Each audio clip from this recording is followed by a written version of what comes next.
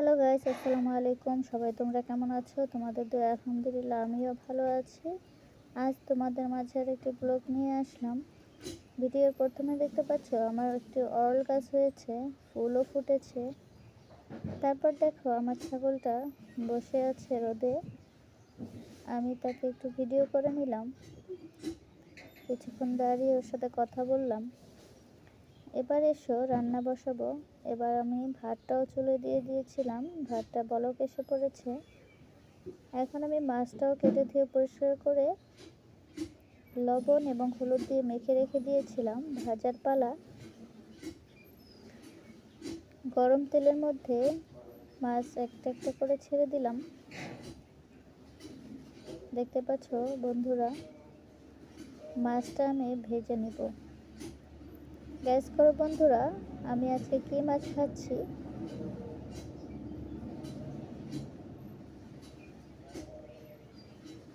আমি আজকে তেলাপিয়া মাছ ভাজছি।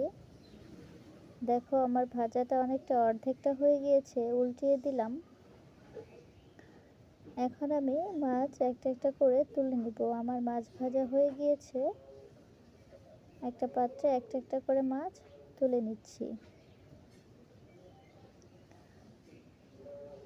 তেলাপিয়া মাছের রেসিপি তোমাদের কার কার কাছে ভালো লাগে কমেন্ট করে জানিও। দেখো বন্ধুরা, আমি একটা পাত্রে তুলে নিলাম। এই দেখো আমার মাছ ভাজার কালারটা কত সুন্দর এসেছে।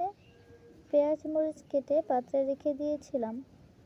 এখন আমি গরম তেলের মধ্যে দিয়ে দিব কাঁচামরিচ আর পেঁয়াজ একসাথে দিয়ে দিব।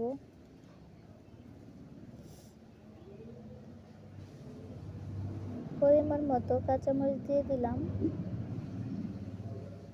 এবার নেড়ে চেড়ে দিচ্ছি বন্ধুরা। একটু বাদামি রঙের হয়ে আসলে এই পর্যায়ে আমি হলুদের গুঁড়া, মরিচের গুঁড়া, জিরার গুঁড়া, ধনিয়ার গুঁড়া, আদা রসুন বাটা একটা পাত্রে তুলে নিয়েছি পরিমাণ মতো। এখন একটু পানি দিয়ে দিব। আমার পেঁয়াজটা ভাজা হয়ে গিয়েছে, পরিমাণ মতো পানি দিয়ে দিলাম যাতে পেঁয়াজটা পুড়ে না যায়। তারপর মশলাটা ঢেলে দিলাম। মশলাটা আমি নেড়ে চেড়ে দিচ্ছি। এবার আমি কষিয়ে নেব। মশলাটা ভাজা ভাজা হয়ে গেলে এই পর্যায়ে দেখো আমি কুমড়ো শাক আর কদু, লাউ পাতা শাক একসাথে কেটে ধুয়ে পরিষ্কার করে নিয়েছি। দেখো এইদিকে আমার মশলাটা ভাজা হয়ে গিয়েছে। স্বাদ মতো লবণ দিলাম, তারপর শাকটাও দিয়ে দিলাম।